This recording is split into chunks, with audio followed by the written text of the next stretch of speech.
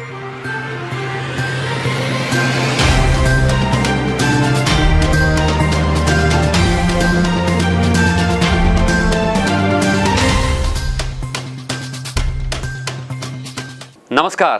मैं हूं मोहम्मद अमीन लीला। बस्तर की बात में आपका स्वागत है। खबरों से पहले जीवन की 3 महत्वपूर्ण लाइफलाइंस जिसका पालन हमें और आपको करना है। अपने हाथ और मुंह हमेशा साफ रखें, मास्क और सैनिटाइजर का उपयोग करें और 2 गज की दूरी का पालन जरूर करें। अब आइए नजर डालते हैं आज की हेडलाइंस पर।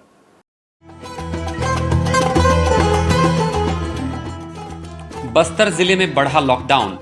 6 मई की सुबह 6 बजे तक रहेगा लॉकडाउन। कलेक्टर रजत बंसल ने जारी किया आदेश। आदेश्वर एकेडमी में पढ़ रही नर्सिंग की छात्राएं उतरी सड़कों पर, समस्याओं को लेकर किया प्रदर्शन।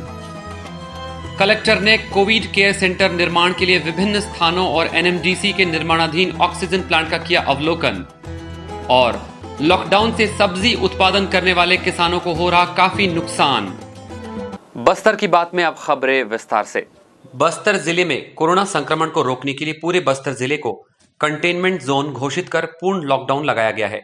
लेकिन इसके बावजूद कोरोना मरीजों की संख्या में कमी नहीं आ रही है, न ही कोरोना से मरने वालों की संख्या कम हो रही है, जिसके चलते बस्तर कलेक्टर रजत बंसल द्वारा पहले ही पूरे बस्तर जिले को कंटेनमेंट जोन घोषित किया गया था और संपूर्ण लॉकडाउन लगाया गया है।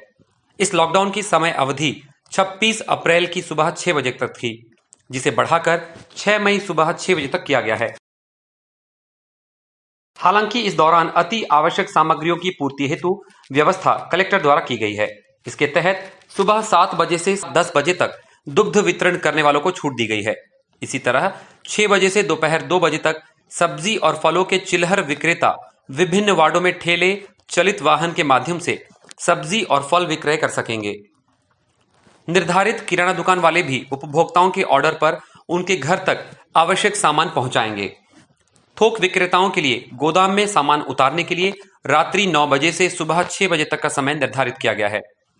अस्पताल, मेडिकल स्टोर को प्रतिबंध से मुक्त रखा गया है। वहीं उपभोक्ताओं को घर तक पहुंचाकर दवा दिए जाने की व्यवस्था को प्राथमिकता दी जाएगी। पेट्रोल पंप निर्धारित समय पर खुलेंगे, लेकिन अति आवश्यक कार्य में लगे लोगों को ही पेट्रोल और डीजल प्रदान किया जाएगा। बैंक और पोस्ट ऑफिस कर्मचारियों के साथ सुबह 10 बजे से दोपहर 1 बजे तक आवश्यक कार्यों का प्रतिपादन करेंगे। घरेलू गैस की आपूर्ति ऑनलाइन ऑर्डर के माध्यम से ही की जाएगी। वहीं विभिन्न स्वयंसेवी संस्थाओं के द्वारा प्रभावित लोगों को राहत सामग्री वितरण के लिए अधिकतम 4 व्यक्तियों को सुबह 9 बजे से दोपहर 2 बजे तक का ही समय निर्धारित किया गया है। नियमों का पालन करते हुए गांव में मनरेगा और कृषि कार्य किए जा सकेंगे। राष्ट्रीय राजमार्ग निर्माण का कार्य प्रतिबंधों से मुक्त रहेगा। इसी तरह एयरपोर्ट, रेलवे स्टेशन और बस स्टैंड से यात्रियों को ले जाने के लिए ऑटो संचालित करने की अनुमति होगी, लेकिन अन्य कार्यों के लिए ऑटो और टैक्सी संचालित नहीं किए जा सकेंगे। चिकित्सा एवं आवश्यक कार्य हेतु 4 पहिया वाहन में अधिकतम चालक के साथ 3 व्यक्ति और ऑटो में भी चालक के साथ 3 की अनुमति होगी। मोटरसाइकिल में केवल 2 व्यक्तियों को यात्रा करने की अनुमति होगी। इस संबंध में पूरी जानकारी दी कलेक्टर रजत बंसल ने। जोहार, 15 अप्रैल से 26 अप्रैल तक हमने लॉकडाउन बस्तर ज़िले में लागू किया था, जिसके तहत बस्तर ज़िला पूरी तरह से कंटेनमेंट जोन घोषित किया गया था। पिछले कुछ दिनों का कोविड का अगर आपको अपडेट दूं तो निश्चित रूप से बस्तर ज़िले का जो पॉजिटिविटी परसेंटेज था वो 15 के पास जब चला गया था, वो थोड़ा सा उसमें नियंत्रण आया है। लेकिन वर्तमान स्थिति में भी बस्तर ज़िले का पॉजिटिविटी परसेंटेज 10% से ऊपर है। एक चौंका देने वाली बात ये भी है कि हमने पिछले कुछ दिनों से जब से चौक चौराहों पे कोविड की टेस्टिंग रैंडम लोगों की शुरू की, जो लोग बाहर घर से निकल रहे हैं, तो उसमें लगभग 30% पॉजिटिविटी रेशियो आ रहा है। इसका अर्थ ये है कि यदि आप जगदलपुर के शहरों के गलियों में घूमते हैं तो और 3 लोगों से या 4 लोगों से मिलते हैं तो आप निश्चित ही किसी न किसी एक पॉजिटिव कोरोना संक्रमित व्यक्ति से मुलाकात कर रहे हैं। स्थिति भयावह है, लेकिन हमको डरना नहीं है, हमको अपने जागरूकता का परिचय देना है। स्थिति को देखते हुए लॉकडाउन को 5 मई तक बढ़ाने का जिला प्रशासन ने फैसला लिया है। हमने हर किराना दुकान को, फल वेंडर को, सब्जी के व्यापारी को अनुमति दी है होम डिलीवरी की। एक निर्धारित सीमा तक सुबह 8 बजे से दोपहर 2 बजे तक होम डिलीवरी पूरे कोविड प्रोटोकॉल को का पालन करके की जा सकती है, जिससे कि लोगों को जो ज़रूरत की चीज़ें हैं उसकी कमी ना पड़े। साथ में जैसा कि आपको विदित है, लॉकडाउन से सबसे ज़्यादा जो विपरीत प्रभाव पड़ता है वो हमारे गरीब जो जनता है उनको पड़ता है। तो मैं चाहूँगा कि जो समाज सेवी संगठन अभी तक भी ज़ोर शोर से हमारे साथ जुड़ करके आगे आ रहे हैं, उनसे फिर मैं अपील करूँगा कि वो लोग लगातार अपने समाज सेवा का जो ये काम है, राशन जो हमको दान कर रहे हैं लोगों को के लिए, वो काम जारी रखें। मैं अपने व्यापारी भाइयों से भी निवेदन करूँगा कि धैर्य बनाए रखें। निश्चित ही हम जल्द से जल्द इस विपदा की घड़ी से बाहर आ सकेंगे।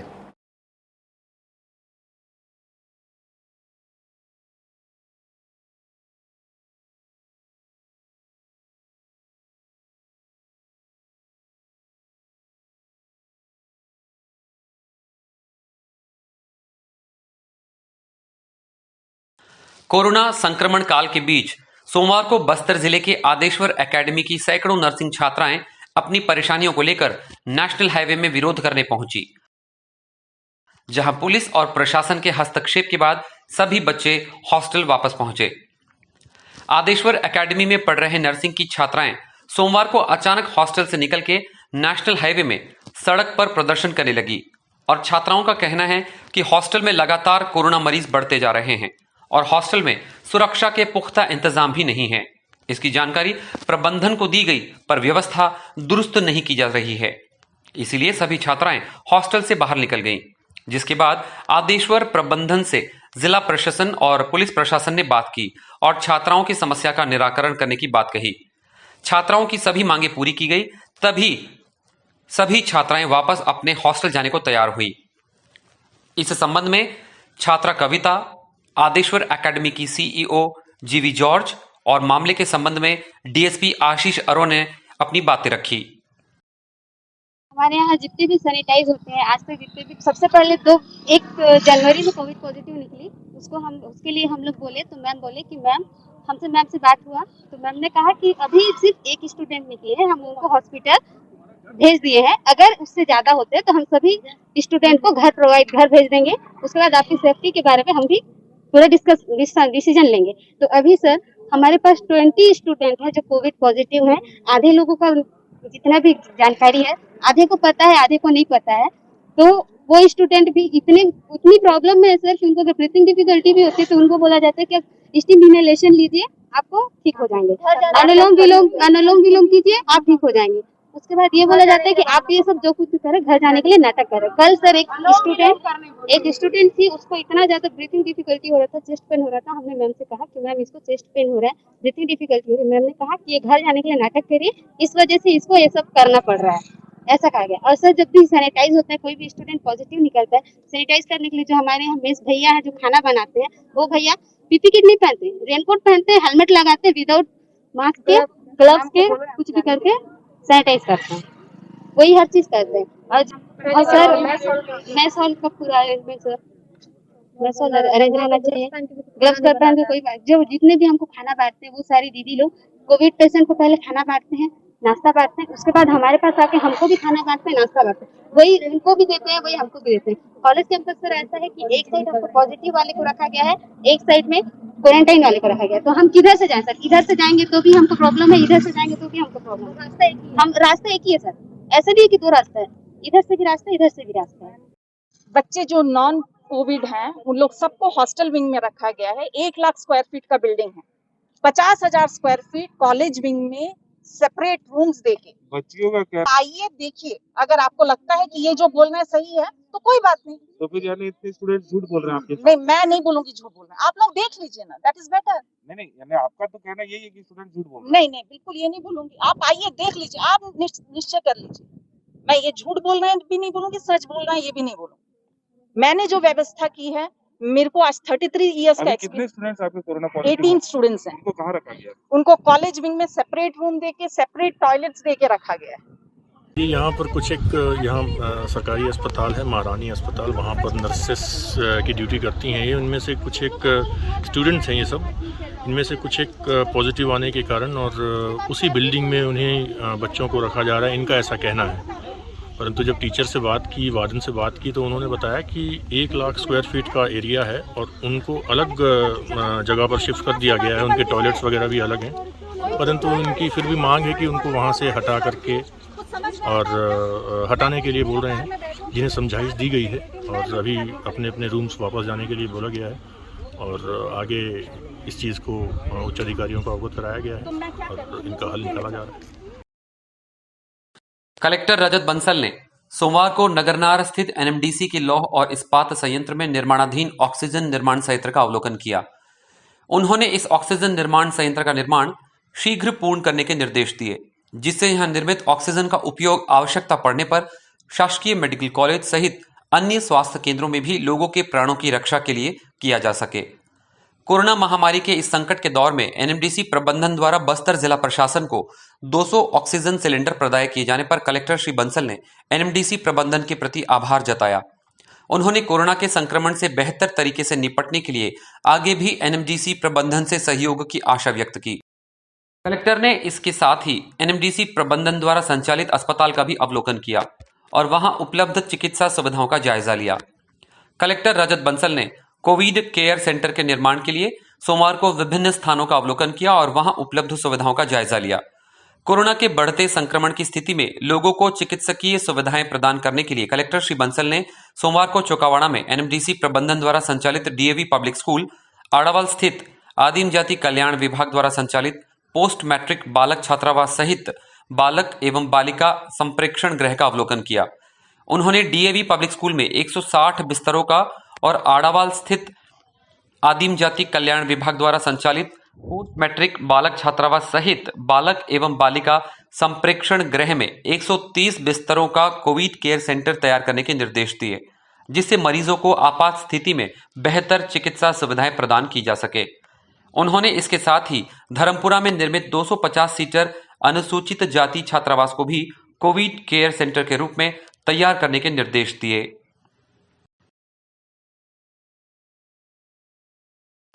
कलेक्टर रजत बंसल ने सोमवार को अघनपुर स्थित एमपीएम हॉस्पिटल का निरीक्षण किया और कोरोना के कारण उत्पन्न किसी भी आपात स्थिति से निपटने के लिए सभी व्यवस्थाएं चाक चौबंद रखने के निर्देश दिए।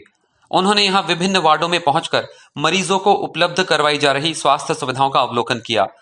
कलेक्टर ने अस्पताल प्रबंधन से कहा कि कोरोना के बढ़ते मामले को देखते हुए अस्पताल में कोरोना मरीजों के लिए आरक्षित बिस्तरों को 50 से बढ़ाकर 100 किए जाने की आवश्यकता है, जिससे मरीजों को कोविड प्रोटोकॉल के अनुसार स्वास्थ्य सुविधाएं प्रदान की जा सके। उन्होंने अस्पताल में सुरक्षा व्यवस्था का जायजा लेते हुए अग्निशमन की मॉक ड्रिल का करने का आदेश भी दिया। बस्तर की बात, जगदलपुर। क्वींस एनआरआई अस्पताल ग्रुप के द्वारा एक नया कोविड अस्पताल खोला जा रहा है, जिसमें 30 बेड के अस्थायी अस्पताल की सुविधाओं की जांच करने सोमवार को बस्तर सांसद दीपक बैज अस्पताल पहुंचे। सांसद दीपक बैज ने अस्पताल प्रबंधन को सुविधाओं की मॉक ड्रिल करने हेतु निर्देशित किया। अस्पताल में मौजूद सुविधाओं की जांच करने खुद सांसद दीपक बैज मॉक ड्रिल में वॉलंटियर की तरह शामिल हुए। सांसद दीपक बैज को किसी कोविड मरीज की तरह ही प्रोटोकॉल के तहत अस्पताल में भर्ती होने की पूरी प्रक्रिया से अवगत करवाया गया। क्वींस एनआरआई अस्पताल ग्रुप द्वारा जगदलपुर के रवि रेसिडेंसी होटल को अस्थायी कोविड केयर सेंटर के तौर पर डेवलप किया जा रहा है, जहां सिम्टोमेटिक कोरोना मरीजों को प्रशासन की गाइडलाइंस के तहत मेडिकल सुविधा प्रदान की जाएगी। बस्तर की बात, जगदलपुर।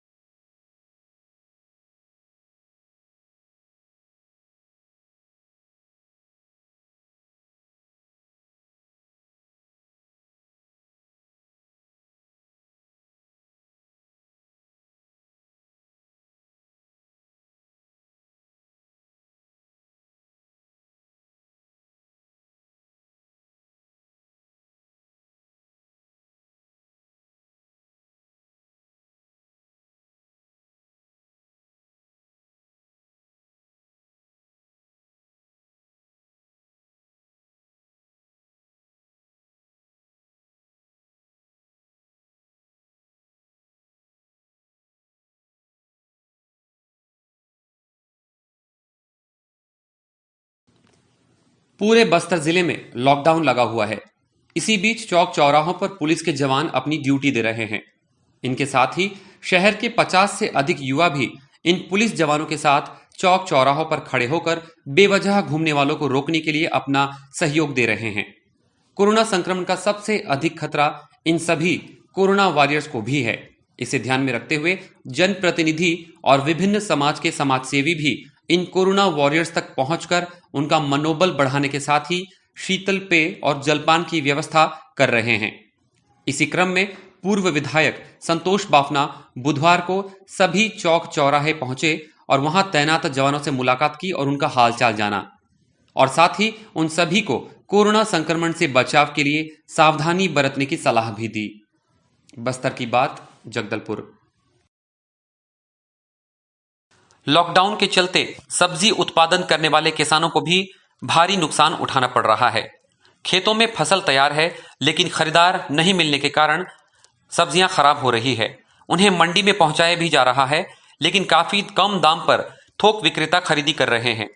कई किसान कमीशन एजेंट को अपना उत्पादन देकर बिक्री के बाद पैसा ले रहे हैं। कमीशन पर बिक्री करने वाले व्यवसायी का भी कहना है कि लॉकडाउन के पहले सब्जी अन्य प्रदेशों में जाया करती थी, लेकिन लॉकडाउन के बाद सब्जी का व्यवसाय काफी मंदा हो गया है। यहां तक कि 10% भी नहीं रह गया है, जिसके चलते किसानों को या तो सब्जी फेंकनी पड़ रही है या जानवरों को खिला रहे हैं। इस संबंध में थोक व्यापारी दिलीप ने पूरी जानकारी दी। क्या नाम है आपका? दिलीप कुमार। आप थोक व्यापारी हैं जी। यहाँ पे कब से सब्जी बेच रहे हैं? ये लॉकडाउन हुआ तब से 2 दिन 18 तारीख से बैठ रहा है। यहाँ कैसा है बिक्री आपका? यहाँ बिक्री कहाँ, बिक्री नहीं है। किसान लोग ला के फेंक दे रहा है माल। कौन बन रखता तो नहीं लाता, ये लोग ला रहा है वहाँ फेंक दे रहा है और माल बिक्री नहीं है, पूरा सड़ रहा है माल। तो अभी तक कितने माल आपने बेकार हुआ है अभी तक? वो कोई ठिकाना नहीं, रोज फेंक रहा है रोज। कितना अभी कितना गाड़ी फेंक रहे हैं रोज? अभी तो 2 गाड़ी फेंक के आया। ऐसा जी। तो पहले जितना बिक्री होता था उसका कितना प्रतिशत बिक्री हो रहा है? अभी 10% भी नहीं है, 100 में 10 भी नहीं है। उच्च अधिकारी भी शामिल थे। ए विजन परिवार शहीद हुए जवानों को नमन करता है और उन्हें श्रद्धांजलि अर्पित करता है। आइए चलते चलते फिर से नजर डालते हैं आज की हेडलाइंस पर। बस्तर जिले में बढ़ा लॉकडाउन। 6 मई की सुबह 6 बजे तक रहेगा लॉकडाउन। कलेक्टर रजत बंसल ने जारी किया आदेश। आदेश्वर एकेडमी में पढ़ रही नर्सिंग की छात्राएं उतरी सड़कों पर, समस्याओं को लेकर किया प्रदर्शन। कलेक्टर ने कोविड केयर सेंटर निर्माण के लिए विभिन्न स्थानों और एनएमडीसी के निर्माणाधीन ऑक्सीजन प्लांट का किया अवलोकन। और लॉकडाउन से सब्जी उत्पादन करने वाले किसानों को हो रहा काफी नुकसान। आप हमारे समाचारों को YouTube पर भी देख सकते हैं। आज के समाचारों में बस इतना ही। कल आपसे फिर होगी मुलाकात कुछ और ताज़ा तरीन खबरों के साथ। तब तक के लिए हमें दीजिए इजाजत। नमस्कार।